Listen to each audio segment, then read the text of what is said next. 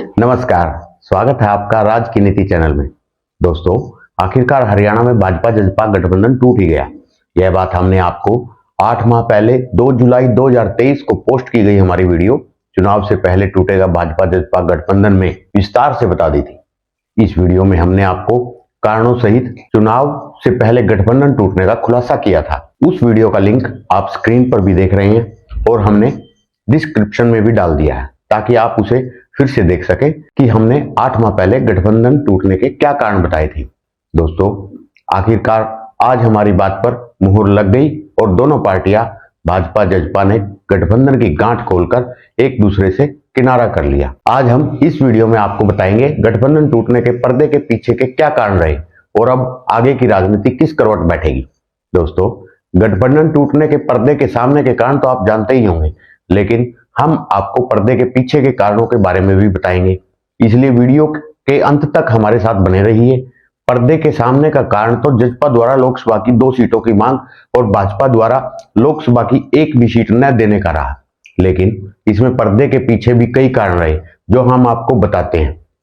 दरअसल दोस्तों, हम यहां इस बात को कहने से कतई नहीं कतरा रहे हैं कि यह गठबंधन टूटना जनता के सामने एक नौटंकी भी कही जा सकती है, क्योंकि गठबंधन तोड़ना दोनों पार्टियों की इच्छा भी थी और मजबूरी भी थी।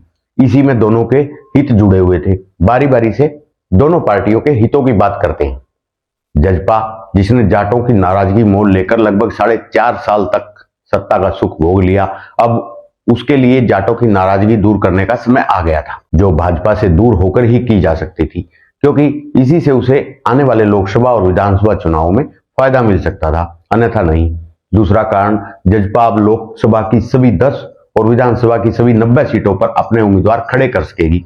इसके अलावा किसानों के आंदोलन को लेकर अपने मुंह पर ताला लगाए बैठी जसपा की बहुत किरकिरी हो चुकी थी और किसानों, गरीबों व कमेरे वर्ग की पार्टी बताने वाले जसपा नेताओं के पास जनता और मीडिया के सवालों के जवाब दिए नहीं बनता था। इनमें भी चुनाव से पहले गठबंधन तोड़कर ही पार्टी चुनाव के लिए अपनी छवि में सुधार कर सकती थी। अब बात करें भाजपा की, तो यहां भी कई अंदरूनी कारण रहे। एक तो भाजपा का सर्वे, जिसमें मुख्यमंत्री मनोहर लाल की छवि को लेकर नकारात्मक रिपोर्ट भाजपा आलाकमान के पास पहुंची, जिस कारण मुख्यमंत्री बदलना भाजपा की मजबूरी रहा, क्योंकि लोकसभा चुनाव में भाजपा एक बार फिर 10 की 10 सीटें जीतना चाहती है। ऐसे में वह न तो कोई सीट जसपा को देना चाहती थी और न ही नकारात्मक होती छवि के चलते मनोहर लाल के मुख्यमंत्री बने रहने पर किसी भी सीट पर नुकसान उठाना चाहती थी, जिस कारण गठबंधन तोड़ना मजबूरी बन गया था। इसके अलावा जाट वोटों का बंटवारा करने की चाहत भी रही। हरियाणा में कई जिलों की विधानसभा सीटों पर जाट वोट खासा प्रभाव छोड़ते हैं और इनका यह प्रभाव लोकसभा सीटों पर भी दिखाई देता है। ऐसे में जो जाट वोट भाजपा की हैं वो तो हैं ही, लेकिन जाटों की जसपा से नाराजगी के चलते वो वोट भाजपा को तो मिलनी नहीं थी, बल्कि भूपेंद्र सिंह हुड्डा या इनेलो के पाले में खिसक सकती थी और वे मजबूत होते। ऐसे में गठबंधन तोड़ने पर जाट वोट हुड्डा, इनेलो और जसपा तीनों में बट जाएंगी, जिसका सीधा सीधा फायदा भाजपा को हुआ। दोस्तों, अभी तक आपने देखे गठबंधन टूटने के पर्दे के पीछे के कारण। आइए अब जानते हैं मुख्यमंत्री के रूप में नए चेहरे नायब सिंह सैनी के मुख्यमंत्री बनने के मायने, कारण और रिजल्ट। हरियाणा में कल सुबह से राजनीतिक घटनाक्रम पर हम लगातार नजर बनाए हुए हैं और हमने देखा कि मनोहर लाल के इस्तीफे के साथ ही बहुत सारे राजनीतिक विशेषज्ञ, मीडिया चैनल, सोशल मीडिया आदि सभी या तो ये दिखा रहे थे या कह रहे थे कि मनोहर लाल ही फिर से मुख्यमंत्री बनेंगे। लेकिन हम तभी से यह बात कह रहे थे कि मुख्यमंत्री बदले जाएंगे, क्योंकि यदि मनोहर ही मुख्यमंत्री होते तो इस्तीफे की लंबी प्रक्रिया करने की जरूरत नहीं थी, क्योंकि बहुमत का जादुई आंकड़ा तो भाजपा के पास जसपा से गठबंधन टूटने के बावजूद भी था। अब चूंकि नायब सिंह सैनी को मुख्यमंत्री बनाया गया है तो उसके भी अपने मायने हैं। इसके जरिए भाजपा आलाकमान ने बहुत बड़ा खेल खेल दिया है। न केवल हरियाणा प्रदेश बल्कि देश भर में ओबीसी यानी पिछड़ा वर्ग की वोटों को साधने का काम किया है। इसका कितना फायदा भाजपा को होगा यह तो आने वाला वक्त ही बताएगा, लेकिन इस बदलाव से भाजपा आलाकमान ने हरियाणा के अंदर विधानसभा चुनाव में प्रदेश की जनता को एक संदेश भी दे दिया है। वह यह कि जनता के मन मुताबिक काम करने वाली पार्टी भाजपा है। यदि सीएम के रूप में मनोहर का चेहरा पसंद नहीं तो पार्टी मुख्यमंत्री तक को भी बदल सकती है। इस फैसले ने प्रदेश की जनता के सामने यही संदेश देने का काम भाजपा पार्टी ने किया है। दोस्तों, आइए अब आपको बताते हैं कि भाजपा ने अपने इस एक फैसले के जरिए एक तीर से कैसे कई निशाने साधने का काम किया है। भाजपा ने इस फैसले के जरिए लोकसभा चुनाव में डैमेज को कंट्रोल करने का काम किया है, क्योंकि मनोहर लाल की रिपोर्ट भाजपा के सर्वे में नकारात्मक गई थी, जिसका लोकसभा चुनाव में नुकसान हो सकता था। एक कारण यह भी है कि भाजपा के हरियाणा के नेताओं में नायब सैनी उन गिने चुने नेताओं में से एक हैं जिनको लेकर अन्य नेताओं को कोई कंट्रोवर्सी नहीं है। यदि किसी अन्य नेता का चयन किया जाता तो शायद विरोध हो सकता था, भले वह दबी जुबान में ही क्यों ना होता।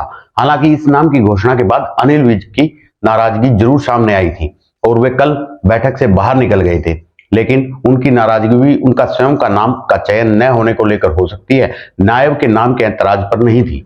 आइए अब जानते हैं नए मुख्यमंत्री नायब सैनी के सामने क्या चुनौतियां होंगी। नायब सैनी के सामने सबसे बड़ी चुनौती लोकसभा की सभी 10 सीटें जिताने की होगी, क्योंकि मनोहर लाल के कार्यकाल में पिछली बार भाजपा ने सभी 10 सीटें जीती थी। इसके अलावा आगामी विधानसभा के लिए पार्टी को संगठित रखने और चुनाव में भाजपा को स्पष्ट बहुमत के साथ जीत दिलाने की भी रहेगी। दोस्तों, नए मुख्यमंत्री नायब सैनी के सामने एक चुनौती प्रदेश में शांति बनाए रखने की भी होगी, क्योंकि प्रदेश में जाट आंदोलन को प्रदेश के लोग अभी तक नहीं भूल पाए हैं और नहीं चाहते कि उस तरह का उपद्रव प्रदेश में एक बार फिर हो। ऐसा हम इसलिए कह रहे हैं दोस्तों, क्योंकि हरियाणा में जाट नॉन जाट के बीच खासी खींचतान रहती है और यहां तो भाजपा ने पिछड़े वर्ग और उसमें भी सैनी समाज के व्यक्ति को मुख्यमंत्री बना दिया है, जिसके बारे में प्रदेश में कहा जाता है कि जाट सैनी समाज में पुरानी खींचतान है। इसलिए नायब सैनी के समक्ष यह चुनौती भी बड़ी होगी कि वे प्रदेश की सभी जाति वर्ग को साथ लेकर चलें और शांति बनाए रखने में सफल रहें। मैं नायब सिंह ईश्वर की शपथ लेता हूं कि मैं विधि द्वारा स्थापित भारत के संविधान के प्रति सच्ची श्रद्धा और निष्ठा रखूंगा।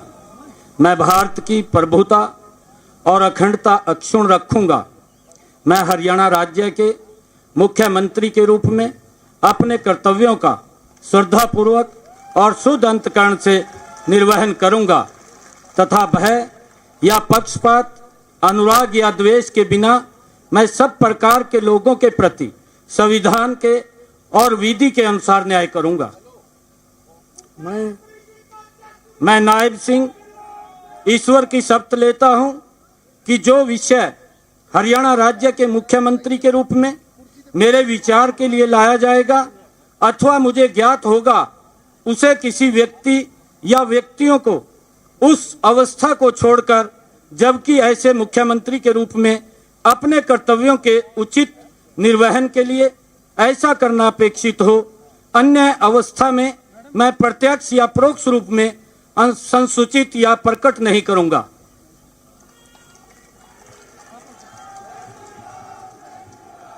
धन्यवाद। नमस्कार।